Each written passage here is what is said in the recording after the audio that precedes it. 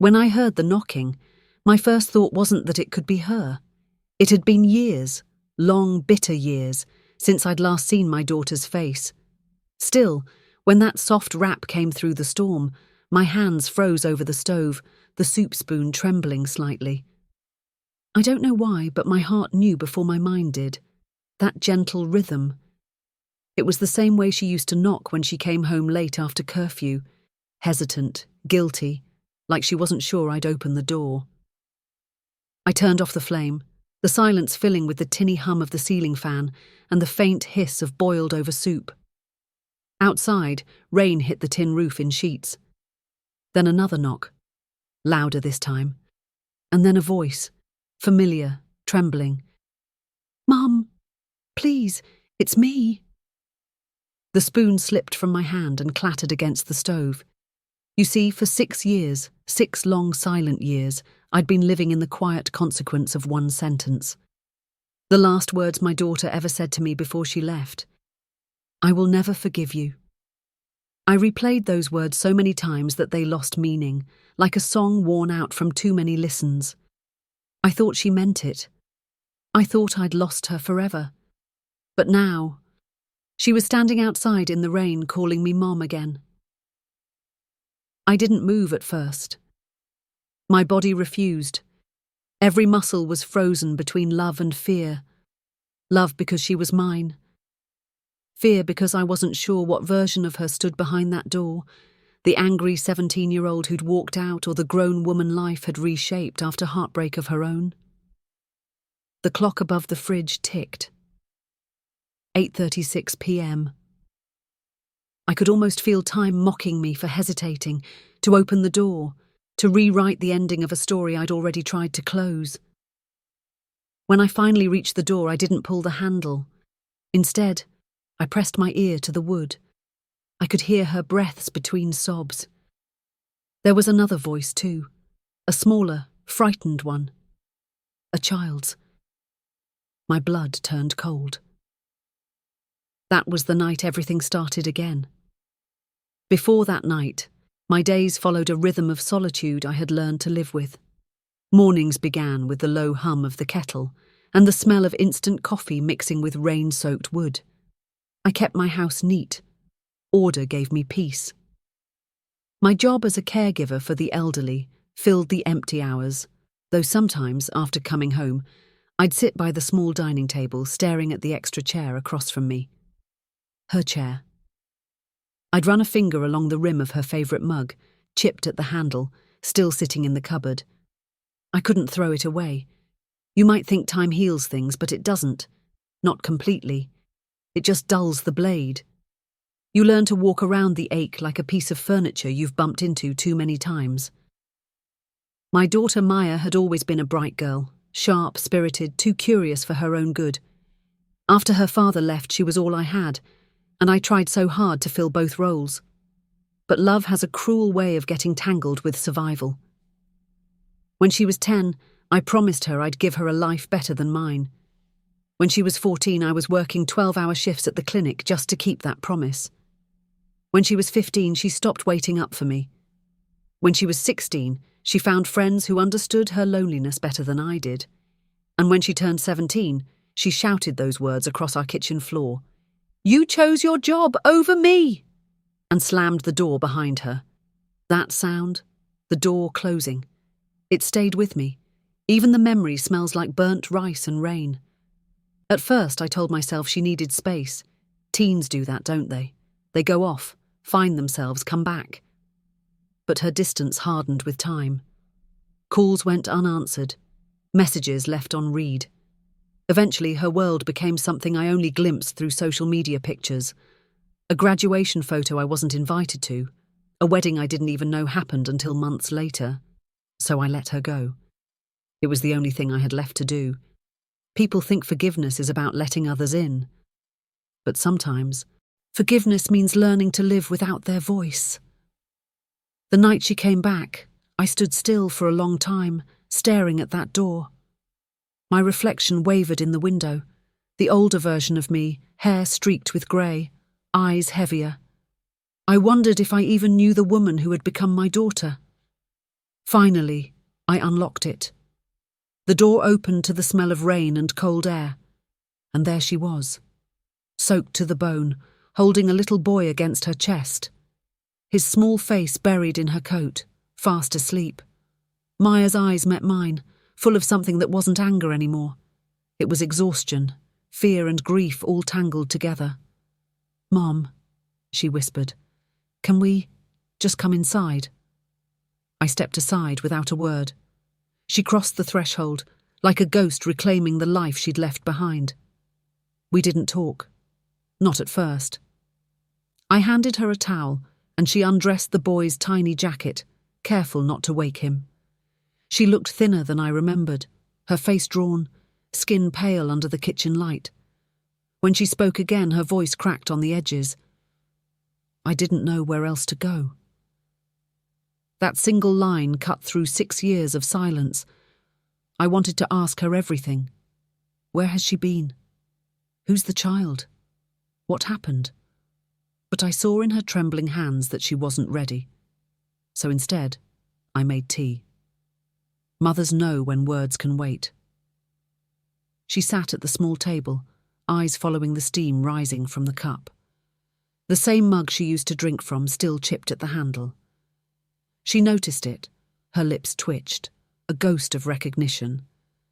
Time, I realized, might harden memory, but never erases it. By the time the boy was tucked under the warm quilt in the spare room, her guard began to lower. She looked around the house. Same curtains, same clock, same smell of sandalwood soap. "It hasn't changed," she said softly. "Neither have you," I replied before I could stop myself. She gave a faint, tired smile. "You don't know me anymore, Mum." And she was right. I didn't. But in that moment, I wanted to. I poured her another cup of tea, both hands shaking slightly. "Then maybe," I said, "you can tell me who you are now." She stared at me for a long time, really stared, and then exhaled, her voice trembling. "I made some mistakes. Ones I can't fix alone." When she said the word mistakes, something inside me stirred, a maternal instinct I thought I'd buried years ago. That word had always been her soft landing when she was younger. Once, it had meant spilled milk or failed exams, but now her eyes, swollen and heavy, carried a weight, too adult, too grave. I sat across from her, the room lit only by the low kitchen lamp. The rain outside had turned to a drizzle, rhythmic and steady, almost as if the house were breathing with us. "What happened, Maya?" I asked gently. She didn't look at me right away. She pressed her palms together, staring at her chipped nails. "I was with someone," she began, "for a long time. We got married when I was 21. His name was Aaron." She said his name like it hurt to say it. "He's the father of—" I glanced toward the hallway where the boy was sleeping. She nodded. "Ethan." There was a short silence. The refrigerator hummed. Somewhere distant, a dog barked. At first her words came in fragments, hesitant but heavy enough to shape the truth.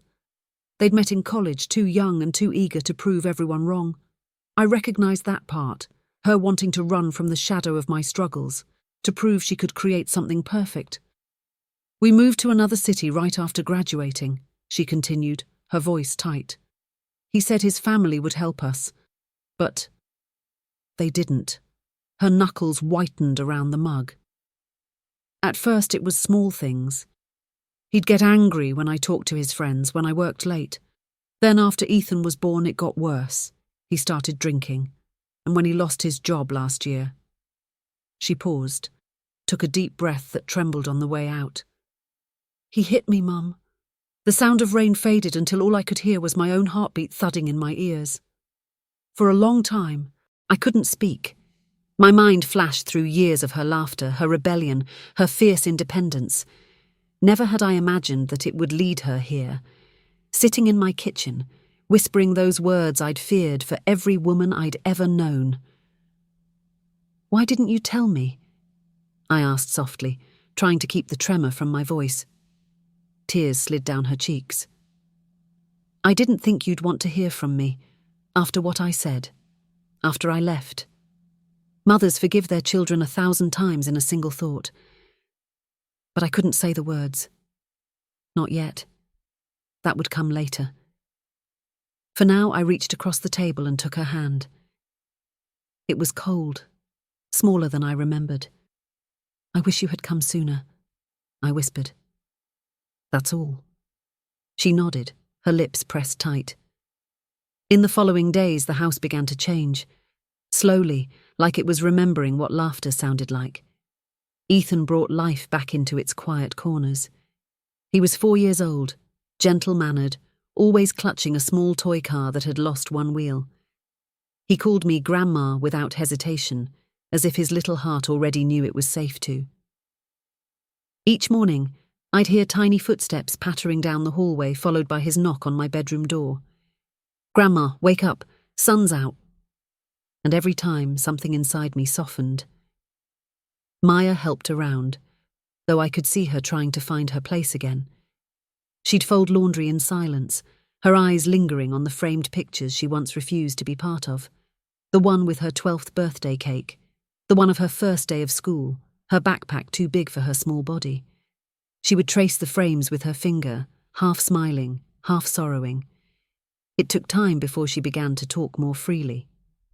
One night we sat on the porch after putting Ethan to bed. The air smelled like wet earth and night jasmine. The moon was out, soft and low. She sighed, watching a car pass down the empty road. "I don't think I knew what forgiveness really meant until now," she said. "When I left, I thought I was fighting you. But I was fighting myself." I listened quietly. The past didn't need explanations. It needed understanding. She turned toward me. "Do you remember the day I left? How could I forget?" Her duffel bag by the door, her hair tied up in that messy ponytail, her anger so raw it nearly scorched the air. "I remember," I said. "I didn't mean what I said," she murmured, voice breaking. "When I told you I'd never forgive you, I was just broken." I looked at her, really looked at her, the same spark, but now dimmed by years of lessons life had forced her to learn too quickly. "You don't owe me forgiveness, Maya," I said slowly. "You owe it to yourself. I made mistakes too. I should have been home more. I should have listened when you started pulling away." She leaned her head on my shoulder then, wordless, the way she used to when she was little and had nightmares. I felt the weight of her regret against me, but also the warmth of something else. Beginning again. I thought we might have peace now, or at least the fragile beginning of it. But life, as I'd learned, always tests your balance right when you start to regain it. One Saturday afternoon, as I was hanging laundry in the backyard, a car rolled up to the gate, a silver sedan. The driver stepped out, and my stomach turned. Even before he spoke, I knew who he was. Aaron.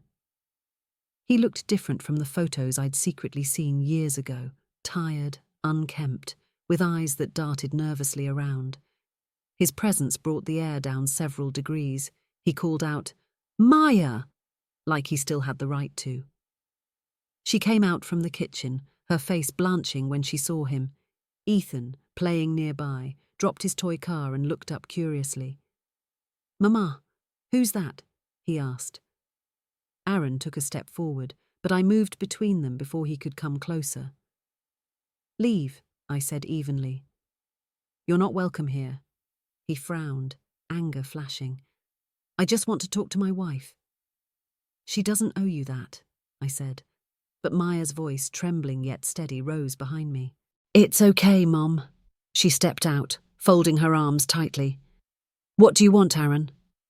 "I want my son," he said. The words hit like a cold slap. Ethan's little hand gripped my skirt, sensing the tension. "I've changed," Aaron added quickly. "I got help. I've been sober for 2 months, please. I just want another chance." Maya's eyes filled with tears. "A chance to do what? To break us again?" I watched her, my daughter standing there facing the same man who had once broken her spirit. Her voice no longer small, no longer needing mine to defend her. You left us scared. You left bruises. You left me feeling worthless, she whispered. You don't get to call that love now. Aaron's face twisted, shame flickering across it. I'm sorry, he muttered. Sorry doesn't fix what you broke, she said. Then softly, not this time. He stood there for a moment longer, eyes searching for sympathy that wasn't there. Then he turned and walked away, the sound of his car fading into the distance. Maya stood still, breathing hard. When she turned toward me, her eyes met mine, and I saw it. Relief, trembling, but real. And I realized then, she had finally forgiven herself. After Aaron's car disappeared down the road, silence settled over the yard. Only the clothesline swayed gently, the damp fabric fluttering in the soft breeze.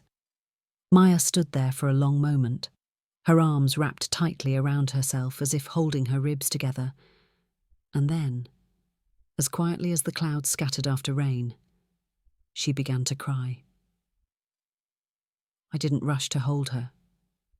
There are certain kinds of grief that need to breathe on their own. Instead, I stayed beside her, close enough to be felt, far enough to let her stand. When she finally turned toward me, her voice was small, raw. I thought I was stronger than this. You are, I said. Being strong doesn't mean you don't break, Maya. It means you learn how to rebuild once you do. She looked up, eyes glistening. I didn't think I'd ever stand my ground again. But when I saw him, I didn't feel afraid like before. Just done. Those words held power, finality, release. A quiet victory I knew she'd been waiting for without realizing it. That night, as we cleaned up after dinner, Ethan toddled over with his toy car and placed it on the table. Grandma, he said, Mama cried today. Is she okay? I smiled gently, kneeling to his level. She's learning to be, sweetheart. Sometimes when you've been hurt, crying is how we make room for the light again. He thought about that for a moment, then nodded seriously, hugging my arm before running off toward his room. The simplicity of a child can heal more than 100 apologies. The following weeks grew quieter. Routine slipped in like an old friend. School mornings, packed lunches, work shifts. Maya found a part-time job at a local art store, and the spark in her eyes slowly returned. She'd come home with specks of paint on her fingertips, humming softly under her breath. It was strange, watching her rediscover the world, one small piece at a time. Strange, but beautiful.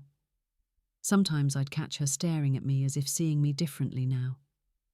Once, while washing dishes, she said, I used to think you loved your job more than me, but now I understand. You were just trying to keep us alive. Her saying that broke something open in me. I had spent years defending myself in silence, whispering excuses to an empty room. But to hear her speak those words, to know she finally saw me not as the enemy but as a woman trying her best, was a kind of forgiveness I never thought I'd receive. I'm sorry too, I replied, my back still turned to her. I worked so hard to build a future for you that I forgot to be part of your present. She came over, drying her hands, and wrapped her arms around me from behind. We both tried, Mum, she said softly. We just got lost along the way. And for the first time since she left, I let myself cry. Not from pain, but from release. One evening, as the late sun cast long shadows across the living room, Maya brought out a stack of old albums from the closet. They were covered in dust, filled with years we hadn't spoken of. We sat cross-legged on the floor, Ethan between us, flipping through the pages that told our story in frozen smiles. Who's that? Ethan asked, pointing at a photo of a much younger me holding baby Maya at the hospital, both of us beaming. That's your mama, I said. She used to grab my hair instead of my hand when she was hungry. Maya laughed, a sound I hadn't realized I missed so much. Then her face softened. You look so young, Mum. I was, I said. Back then, I still thought love could fix everything. She ran a hand over a photograph where she was about 6, wearing a red dress and holding a small blue kite. "You used to take me to the beach every summer," she said quietly. "I forgot about that." "We both forgot some good things," I replied. For the next hour we sat together, revisiting memories that had faded under the dust of time. No painful words, no accusations, just quiet remembrance. Healing doesn't always announce itself. Sometimes it comes in the form of old laughter rediscovered in photographs, but peace rarely stays untested. It always asks, "Do you really mean it?" It was on a Sunday morning, about a month later, when that question arrived. I woke to find a letter slipped under the door, official, sealed in a manila envelope addressed to Maya Patel. She opened it at the kitchen table while I brewed tea. Her eyes scanned the words, and I saw the colour drain from her face. "It's from Aaron's lawyer," she whispered. "He's filing for partial custody." My hands tightened around the teapot. "What?" She nodded, voice shaking. "He's claiming I left the marital home without consent, that I'm unstable, that I've been hiding Ethan from him." For a moment, all I could hear was the faint hum of the refrigerator, the kettle beginning to whistle. I set everything down before it boiled over, both literally and in my chest. "What are you going to do?" I asked. "I don't know," she said, tears welling. "I can't let him take Ethan, but I don't have the money for lawyers. He knows that." I looked at her, my daughter who'd finally started to stand again, now facing another storm, and I felt something stir deep in me. The part of me that had once worked 12-hour shifts to keep her safe, the part that hadn't died, only learned the quiet patience of survival. "Then we'll fight," I said. "You're not alone in this anymore." She looked at me, startled. Then slowly, she nodded, wiping her eyes. "We'll fight," she repeated, the hint of her old spirit flickering. For days after that, the house turned into a small battlefield of paperwork and courage. I helped her gather documents, make appointments, call the Women's Legal Aid Centre. I saw a determination in her that made me proud, even as fear lingered in her eyes. One evening, after Ethan had gone to bed, Maya looked up from the documents spread across the table. "Mum," she said quietly, "I know you're trying to help me, but this is going to drag you into a lot. After everything, after how I left, you don't have to." I shook my head. "You're my daughter. There's no version of this where I don't stand beside you." She swallowed hard, tears shining. "I don't deserve you." "No, Maya," I said, voice firm but soft. "You do. You just forgot for a while." The night stretched deep, the clock ticking in steady rhythm. We sat side by side, signing papers, sharing silence, our shadows overlapping on the kitchen wall. The kind of moment that feels both ordinary and sacred, the quiet act of mending what life had torn. The court hearing was set for early July. Weeks passed in a blur of preparation and sleeplessness, but amid the stress, something beautiful happened. We began to talk not as mother and daughter burdened by the past, but as two women learning to trust again. And in that fragile trust, I saw a glimpse of what redemption really looks like. Not grand gestures, but showing up, again and again, even after years of silence. The morning of the hearing arrived grey and heavy, like the sky itself was holding its breath. Maya was quiet through breakfast, her hands trembling slightly as she helped Ethan into his small blue jacket. He didn't understand much, only that Mama had to go talk to some people. He smiled anyway, unbothered by the storm of adult fears around him. Children have that strange grace, the kind that keeps the world from falling apart too fast. I insisted on accompanying her to court. She tried to protest, saying she could handle it, but when I saw the flicker of relief behind her words, I knew she was grateful I came. The courthouse was cold, its hallways echoing with footsteps and whispers. Papers shuffled, voices murmured, and the air smelled faintly of rain-soaked wool coats. I remembered the clinic waiting rooms where I used to sit after long shifts, tired, removed, just going through the motions.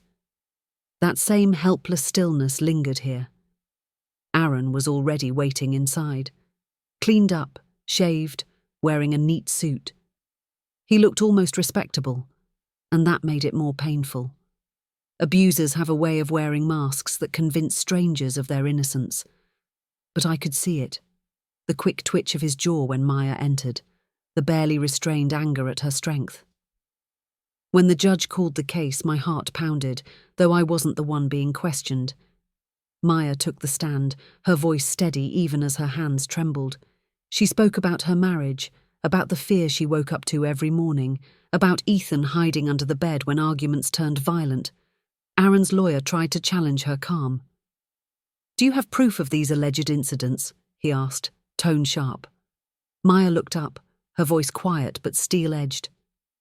"No, sir, but my son's fear, my bruises, were all the proof I needed then." The room fell silent. The lawyer shifted uncomfortably, and for a moment my daughter didn't look fragile anymore. She looked fierce, honest, untouchable. When it was Aaron's turn, he attempted contrition, tears, apologies, promises of therapy and stability. I could almost have pitied him if I didn't know the story behind those eyes. But as I watched Maya sitting tall beside her lawyer, meeting his gaze without flinching, I knew he no longer held power over her. Afterward, we waited for the judge's decision in a small, bench-lined corridor. Rain streaked the tall windows. The sound reminded me of another rainy night, the one when Maya had first knocked on my door. When the verdict finally came, it was brief. Full custody granted to Maya, supervised visitation rights pending behavioral review. She exhaled so heavily it seemed like she'd been holding her breath for years. I reached for her hand and she squeezed it tight. "We did it," she whispered. "No," I said softly. "You did." Back home, the air felt different, lighter. We set Ethan's favourite breakfast the next morning, banana pancakes with too much syrup. Maya smiled for the first time in a way that reached her eyes. Halfway through, she looked up at me and said, "I don't know how I survived back then, but I think I understand now what you felt all those years when you were raising me alone." I paused mid-bite. "What do you mean?" "You carried everything," she said quietly. "Work, bills, me, the loneliness, and I resented you for not being around enough. But I never stopped to think maybe you were breaking too. Just quietly." Her voice wavered, but her eyes stayed on mine. "I think I hated seeing you strong, because I mistook your strength for distance. I didn't know what to say. For years I had wished for her to understand, and suddenly there it was, laid bare on a quiet morning beside syrup and sunlight. It was never easy," I said finally, "but you were the reason I kept moving, even when you hated me for it." Maya's eyes filled with tears again, but this time she smiled through them. "You taught me that love doesn't stop, even when people do."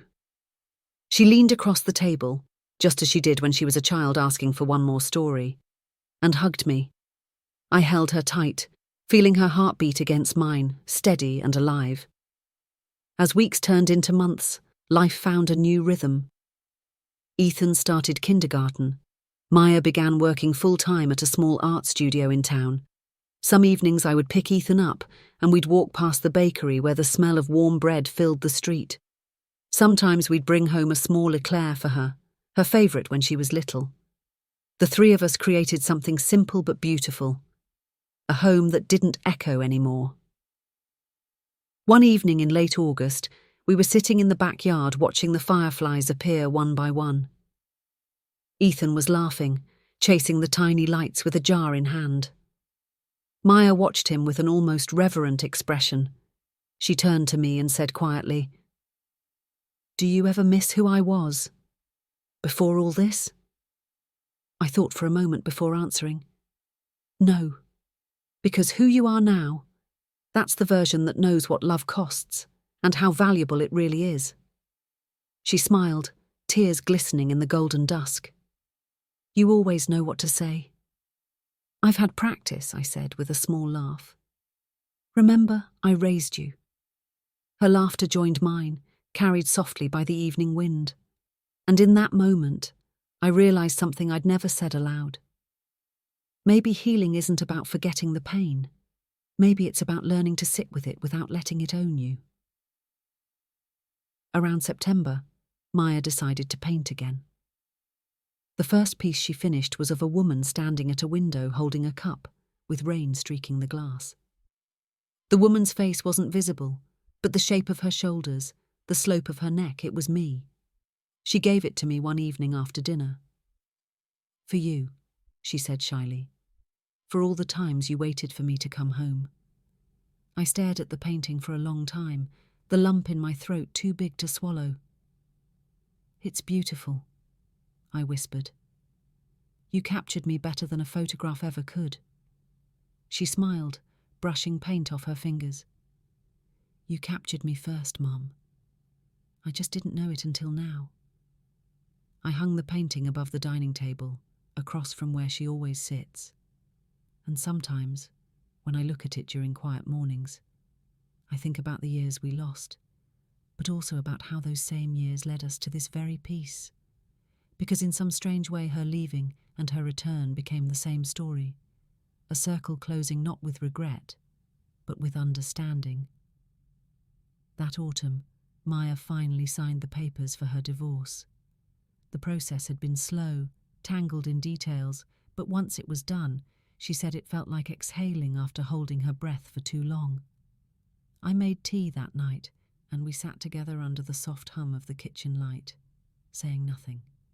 There was no need for grand words. Silence carried enough truth. I thought back to that night months ago, when she'd knocked on my door in the rain. If you had told me I'd open it again, let her back into my heart, I might have said no.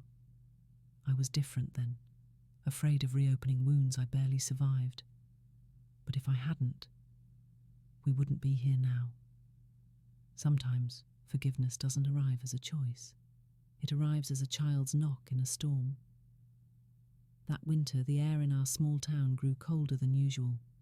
The mornings smelled of wood smoke, and the trees outside stood bare and proud against the silver fog. Yet somehow, inside the house, warmth lived again. The laughter of a child, the clatter of breakfast dishes, the faint hum of Maya singing to some tune she'd picked up on the radio. It all knitted together into something quietly whole. One afternoon I came home from work early. Ethan was sprawled on the living room floor, surrounded by crayons and paper. He was drawing little stick figures under a rainbow. Maya sat beside him, helping him colour. I paused at the doorway for a moment, watching. The edges of the sunlight fell across their faces, and I thought, this was all I ever wanted. Not perfection. Just this piece. He looked up and grinned when he saw me. Grandma, look, it's us. You, Mama, and me. I crouched down to see his creation. There we were, crudely drawn but unmistakably ours, holding hands under a big yellow sun. It's beautiful, Ethan, I said, my heart tightening in that tender way love tends to do. Maya smiled softly. He asked me today if we're happy now. I told him yes. Maybe for the first time it's true. I sat beside her on the couch, letting the ordinary joy of that moment soak through me. It was strange how surviving pain teaches you to notice the smallest joys, the way light moves across a wall, or how a child laughs with their whole body. Later that night, after Ethan fell asleep, Maya came into the kitchen. Her hair was tied up loosely and she wore that old blue sweater I bought her in high school. She poured herself a cup of tea, then lingered at the table. "Mom," she said after a long pause, "I've been thinking about moving out." I froze. The warmth in me shifted, not unpleasantly, but with that familiar ache, the same one that comes from loving someone enough to let them go again. I set down the dish towel. "Oh," she nodded. "There's a small apartment above the art studio. The owner offered it to me for cheap. It's closer to my work and Ethan's school. I think it's time we have our own place." Her eyes searched mine. worried she'd said the wrong thing, but I only nodded slowly. "That's good, Maya. That's what we've been working toward." "You're not upset?" she asked softly. I smiled faintly. "If I were, I'd be breaking my own promise. Remember what I told you when you first came back, that healing meant giving each other space to grow?" She looked down, twirling the cup between her hands. "I'll still visit every weekend, and Ethan, he can't go 3 days without your pancakes." "Then we'll be fine," I said. But after she went to bed, I sat at the table a while longer. The house suddenly felt heavier. I stared at the painting she'd made, the one of me by the rain-streaked window, and realized something I hadn't before. The woman in the painting was waiting, yes, but there was peace in her waiting too, a quiet acceptance. Maybe that's what motherhood truly is, a never-ending series of letting go. The day they moved, the sky was bright and cold. We packed boxes carefully, labeling them with Maya's neat handwriting. Ethan kept running around with excitement, his backpack already stuffed with his toys. "Grandma, when you visit, can you bring cookies?" he asked. "As many as you want," I said. Maya hugged me tight before getting into the car. "You've done enough for me, Mum, more than I ever deserved." I brushed a strand of hair from her face. "You keep saying that, but love doesn't have a ledger, Maya." She smiled through tears. "Still, thank you." I watched them drive away down the small road lined with bare trees. The silence that followed was different this time. Not lonely, just quiet. The kind of quiet that stays after a story has found its ending. In the weeks that followed, I visited often. Her apartment was small but filled with colour, half-finished canvases leaning against walls, toys scattered across the floor, sunlight spilling through gauzy curtains. I'd sit with Ethan on the rug, helping him build towers while Maya worked on her paintings. "You seem happy," I told her one afternoon as she cleaned her brushes. "I am," she said. "It's strange. Being happy without guilt. I kept waiting for it to fade, but it hasn't." "That's because you earned it," I said. She looked up, smiling. "You know, I never understood you until now." "How do you mean?" "I used to think you were just strong, but now I think you were brave. And bravery isn't loud. It's staying when it would have been easier to leave." I didn't answer. I didn't need to. My throat was too tight, and the room too full of light. Months passed like quiet chapters. We celebrated Ethan's 5th birthday in their new home. A small cake, warm laughter, the sound of children running through the hallway. After everyone left, Maya and I sat together on the balcony looking over the city lights. She turned to me. "You know what Ethan said today? He told me God must have given him the best 2 mums in the world." I laughed softly. "2 mums? You and me," she said, "because you raised me, and now you're helping me raise him." Something warm bloomed in my chest then, an emotion too deep for naming. The years of anger, separation, regret, they hadn't vanished, but they no longer defined us. They had simply become the soil from which this new love had grown. That night, back at my house, I found myself standing by the window just as the first drops of rain began to fall. Outside, the world looked blurred and silver. I thought of that night long ago, her knock, her trembling voice, her plea to come in.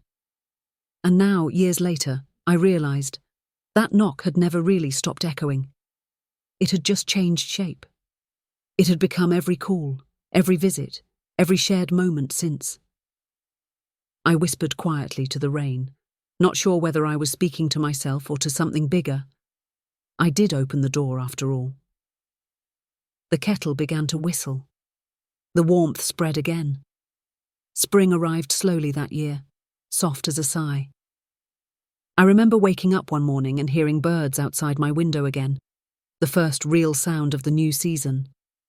The magnolia tree near the gate was in bloom, its pale flowers opening after a long sleep. Everything smelled of new beginnings. Maya and Ethan came by that afternoon. They had paint on their hands and smiles on their faces. Ethan ran ahead, carrying a small handmade card. "Grandma!" he called out, bursting through the door. "We made this for you!" He held up a piece of paper covered in bright colours and uneven stencils. In childish handwriting it said, "Thank you for opening the door." I stood there frozen, the weight of those simple words washing over me. Maya was standing behind him, her expression gentle and knowing. "You told him the story?" I asked. She nodded. "Not everything, just enough for him to understand what it means to forgive." And to be forgiven. I took the card into my hands carefully, like it might fall apart if I held it too tightly. That night, I almost didn't open it, I admitted. I was so close to letting you walk away again. "I know," she said softly. "I wouldn't have blamed you if you had." We sat together in the kitchen as the afternoon light poured in, the air carrying the faint scent of rain. Ethan drew quietly at the table while we talked about the ordinary things. His school, her work, the new gallery her art studio was opening downtown. But beneath our words was something deeper. Peace, finally settling into the cracks where hurt used to live. A few weeks later, I visited Maya's gallery opening. She'd invited local artists, friends from her studio, even the people from our neighborhood who remembered her as a restless teenager. The space was small but alive with music and laughter. Paintings lined the walls, bold, bright depictions of women, mothers, children. Each one carried emotion, raw and unguarded. In the corner hung a different piece. Smaller, quieter. It was a painting of a doorway on a rainy night, the porch light casting a soft glow. You couldn't see who stood inside or outside, only two blurred silhouettes, one waiting, one pleading. The plaque beneath it read, "The night everything began." I stood in front of it for a long time. People walked past murmuring compliments, but I barely heard them. I just looked at that doorway and thought of all the other doors life had taught me to open, some reluctantly, some with trembling hands, some only after years of silence. When Maya came over, she smiled at me. I wanted to remind myself that even broken things can lead us home. "You've turned pain into something beautiful," I told her. She pressed my hand. "You taught me how." Later that evening, after everyone had gone home, she and I sat outside the gallery with cups of tea. The city lights shimmered on the wet pavement, and Ethan was asleep in the car seat, dreaming without fear. "It's strange," she said quietly. "For a long time, I thought forgiveness was about forgetting. But I don't want to forget anymore. I want to remember, not the anger or the hurt, just the journey, because that's where we found each other again." I looked at her, proud and at peace in a way I hadn't seen in years. "Maybe forgiveness isn't something that happens once," I said. "Maybe it's something we keep choosing every day." She nodded, resting her head on my shoulder like she used to do when she was little. "Then I choose it again, every day." And there, under the city glow, with the faint hum of traffic blending into the night, I realized that life rarely gives us neat endings. It just gives us moments, some painful, some small, some so full of grace that they change everything without making a sound. Back home, after they left, I placed Ethan's card on the same wall as Maya's painting. They belonged together, the child's thank you and the mother's memory, one born of innocence, the other of time. Sometimes when I sit at that table now, I find myself thinking of all the mothers and daughters who might be living a version of our story. The ones who love each other but forget how to reach through pride, through distance, through silence. If I could speak directly to them, I'd say this: hold the door. Even when it feels too heavy, hold it a little longer. The person on the other side may not be who left, but they might be the one who needs you most when they come back. That's what love is, after all. Not the easy kind that smiles in photographs, but the quiet one that waits through storms. That forgives, that learns, that changes but never stops being. When people ask me now if I've forgiven my daughter, I tell them this: forgiveness wasn't a moment, it was a door. And the day I heard her knocking again, I realized I hadn't locked it after all. The lesson, I suppose, is simple but never easy. Sometimes we are the ones knocking, sometimes we are the ones waiting. Either way, love is only ever real when someone chooses to open that door. Would you have opened it? Or would you have let the storm pass outside, fearing the hurt might return along with the knock? Tell me in the comments, because maybe your story, like mine, is still waiting to begin. And if this story touched your heart, don't forget to stay, listen, and share. Because sometimes all someone needs is to know that someone else opened the door too. Thank you for listening to this story, one of pain, healing, and the quiet power of forgiveness.